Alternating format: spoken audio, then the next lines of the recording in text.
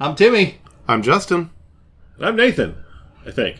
And this is Three Old Tech Dudes.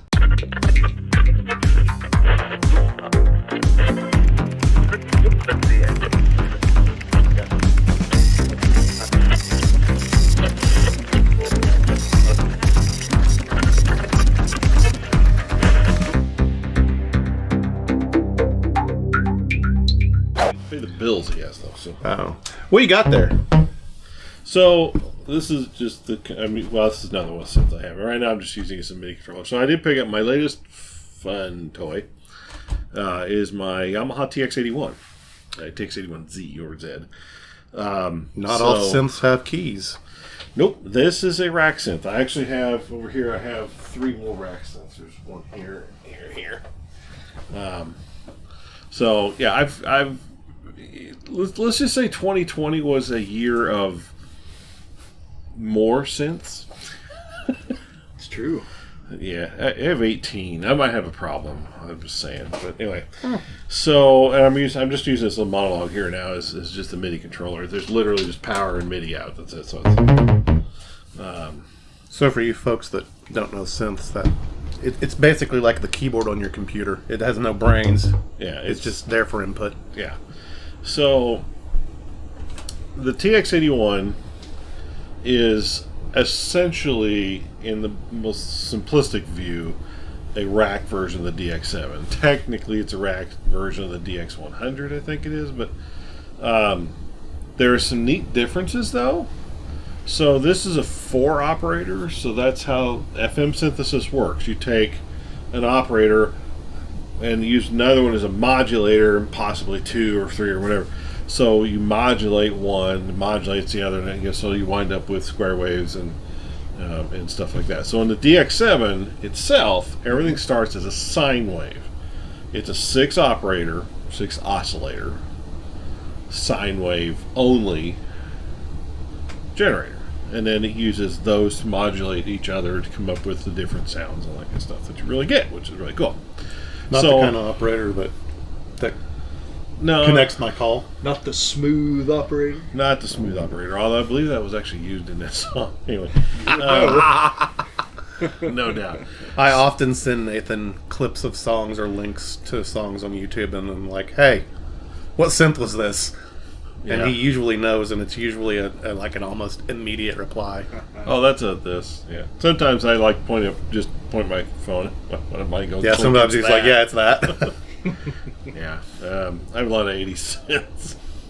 So the TX81, because it only has 4 operators, they actually made it a little bit better than the DX7 because those 4, instead of only being a sine wave, can start out as like 6 different waveforms. I think it is actually on there if I recall right. But so you don't have to, if you want a square wave, you don't have to modulate one to make that a square wave. It can do it right out of the box. So So even though it only has 4 operators per voice, it actually has the ability to do a little bit more than the DX7 does, in the line of trying to make it sound like an actual instrument. Now, the reality is FM synthesis generally is never going to sound like really an instrument. For example, the piano doesn't really sound like a piano. I mean, it's close, but no, it's not. But there are some that are very iconic to that. Like, for example, the E-piano sound from the DX7 was all over everything in the 1980s. Yeah, it didn't exactly. Doogie Howser. Oh, it's like pretty theme much song. It was on. Yeah, sorry. I mean, you could literally pick pretty much everything from about 1980. You didn't like Doogie? Oh man. Oh. Annoying. So basically, almost every album from '83 to probably '90 had a DX7 on it. I mean, it was just that common. Mm-hmm. So the TX81 came out at the end of the '80s, and it really was at the end of FM synthesis from the standpoint of this is what it would do. And this is, if I recall right, this is the last FM only synthesizer. There are some out now. that Yamaha's putting out that have FM synthesis in it, but they also have like PCM and everything else, so they can make actual sounds and things like that. So actual sounds, they can make like actual pianos and things like that in it, as well as others. So the TX81, the one patch on that is just the patch is this one here, which is on mine is C15, which should be the bass number, but C15 LatelyBass, and really it's this. But it's a very synthesizer based sound, but it was used on a lot of stuff. Again, so many of these synthesizers really were used, especially the major ones like the Yamaha stuff and things like that, and Rollins and things like that, were used on so many different genres of music. But this one was used a lot in even like hip hop and techno and just general pop sounds and stuff like that. So but it's one of those that I kind of picked this up because I really wanted to play around with, especially with LatelyBass, because it is one of those that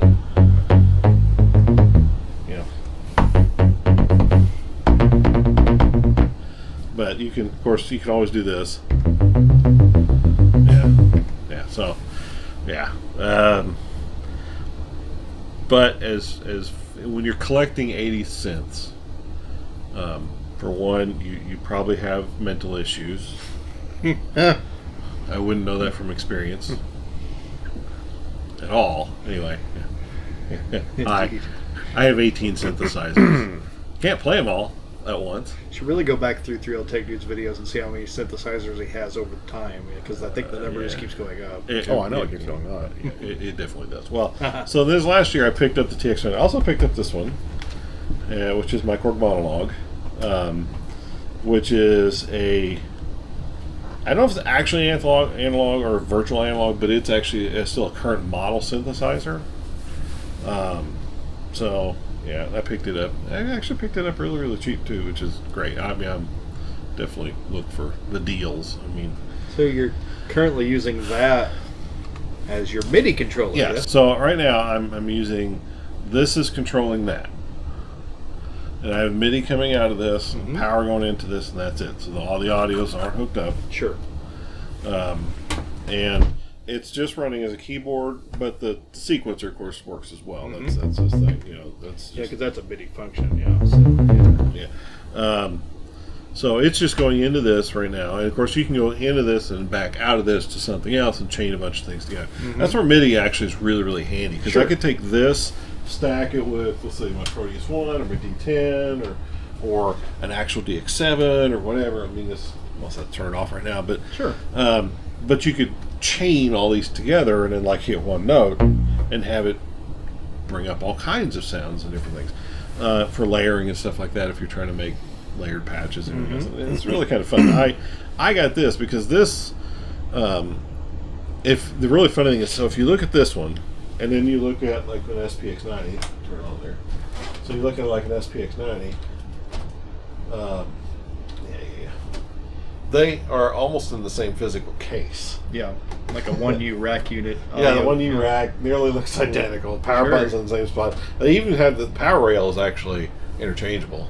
Oh, interesting. So yeah, so when I got this, it was found in a where was it? It was in California. Someone bought it out of a storage unit sale. Okay. Wow. And this rack tab was bent pretty good. That one was a little bit bent, but the main power board in this thing, the actual power supply board, had a big crack all the way through it. And it was barely hanging on. So if you turned it on, it would sort of work, but not really. Flicker off and on and things like that. Yeah, but unlike the SPX90s that actually use a switching power supply, this thing actually just has a regular transformer power supply in it.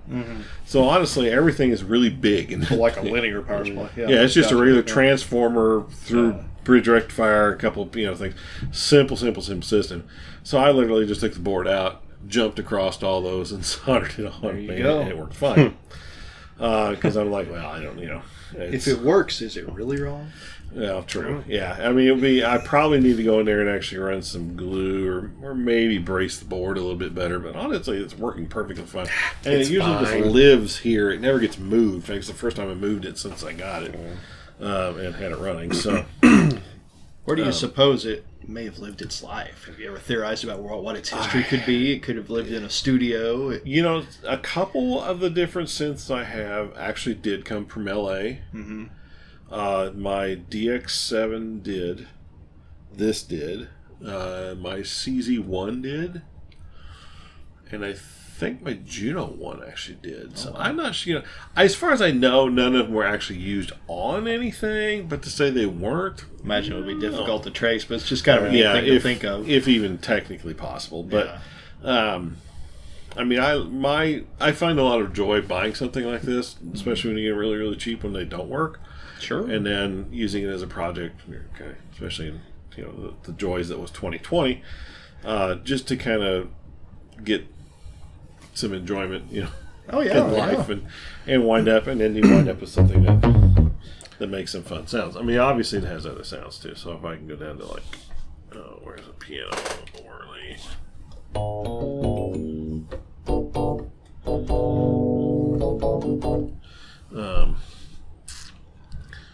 Now, has this ever seen a re-release, kind of like the DX7? You could buy, what was it, last year or the year before? Didn't they re-release that? So, yeah, several years ago they did. The DX7 got a re-release as the, what do they call it? That's the 7. It's like a small package version. Right. I don't know. That oddly enough cost more than than a real one on eBay. Well, right. Some guys are talking about that originally. It's like you could find an actual DX7 for less money. However, that one actually did give you things like some effects, and it gave you a sequencer built in, so you could do. Yeah, sure. Mm-hmm. That sounds weird, and in a dyno whirly, that doesn't sound good. Yeah. Yeah, I mean, but it's I mean, they never re-released the rack version. Okay. But they did release like the little mini, whatever, and you see that on, the 8-Bit guy has a video on that. So does. On the re-release of the DX7. On the re-release of the DX7, and because they re-released, so Yamaha re-released with the other ones, but the Yamaha re-released. The DX series, they re-released the CS series, and they were, in small form factor, and they actually sound really good. I mean, it's not a sound quality issue at all. The sound quality on those is actually amazing. I mean, you can go back and listen to it. From several people, just throw it in YouTube and type in, Yamaha reface, and you can see them all in there.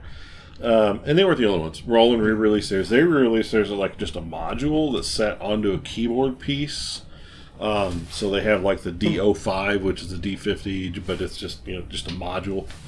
But again, they added some modern stuff to it. They gave it like sequencer. All of them have sequencer now, so they have some more advanced stuff that they just didn't have back then. But, sure. So being that the 80s sound style is really becoming a lot more popular again, which I love personally because I grew up in the 80s. Current pop music, it's becoming the 2020s sound, honestly, at this point. It really is. It is. So they can't have it. It's ours. No, it's that kind of resurgence right now. So, but it's ours. And I don't exactly dislike that. No, pop music's almost listenable again. Yeah, well, to me, let's not go that far. Well, some people, and that's okay. Some people have their they don't like it, and that's fine. Everyone has their choice, and they're like I'm not a country music fan. Some people love country music, and I have friends who are country music artists. Sure. Hi, Clayton. Call me. No, anyway. Just kidding. But so and I've worked with a lot of country music stars, for example, and and this is not their necessary forte. Now, some of them actually use this kind of stuff. The DX7 was enough of a common instrument that it did find its way into country music, which is neat. So, the TX81 I think was more really with pop and hip hop and things like that. It didn't have to be, but I think it's just where it kind of fell. Would you be more likely to see this in a studio or like a live band kind of thing? Well, in the day, popular. Probably both. Okay. I mean, you take it and you put it in a rack like one of these, where it's just just an actual like a armored rack. Just toss it around like luggage.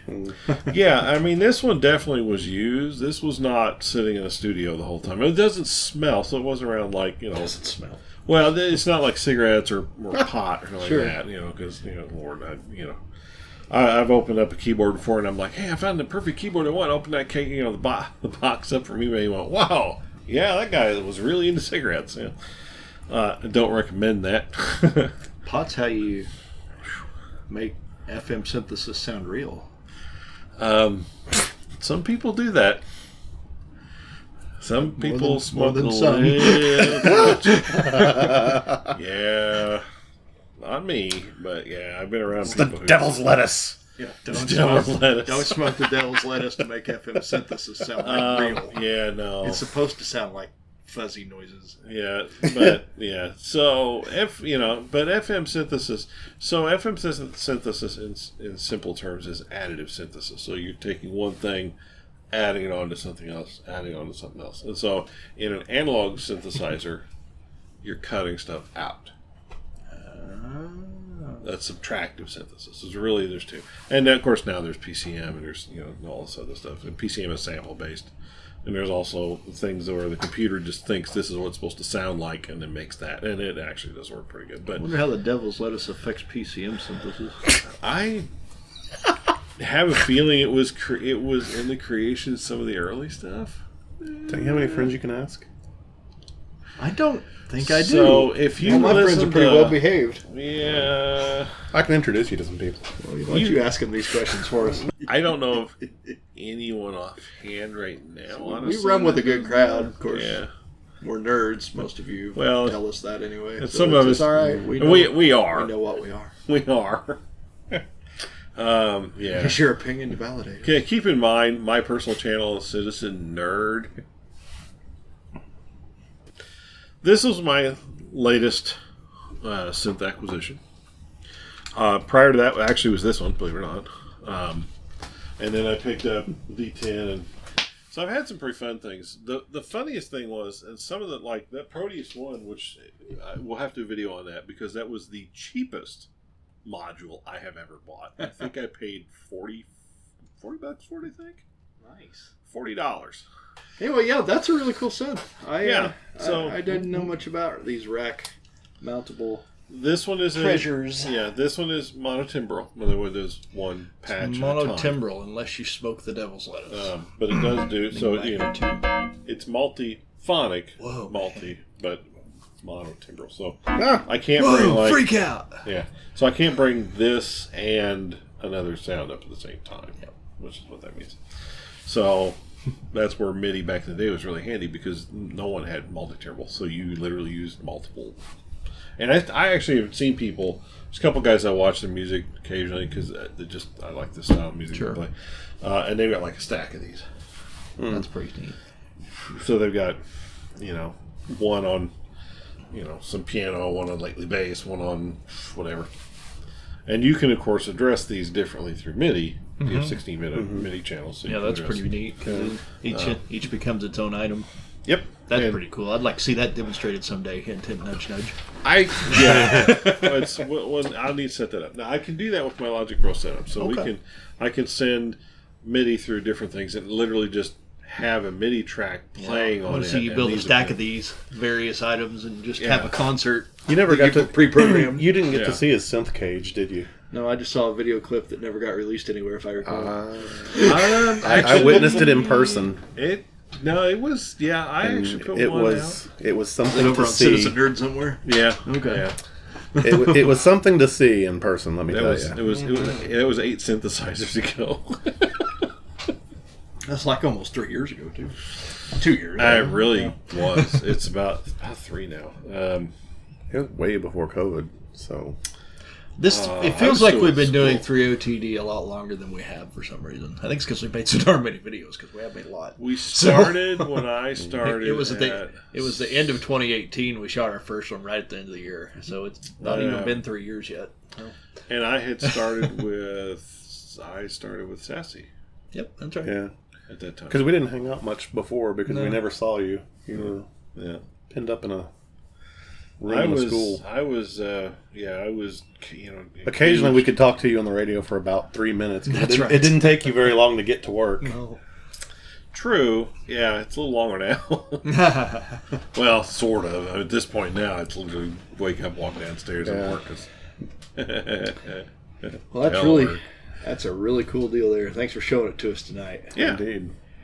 And other than the power supply having a cracked board, which was an easy fix, there's nothing wrong with it. I mean, I did a memory wipe and reload. Well, actually, you just hold a couple buttons down. It does another one saved from the dump. Yep. Yeah. So you should not throw these away. No.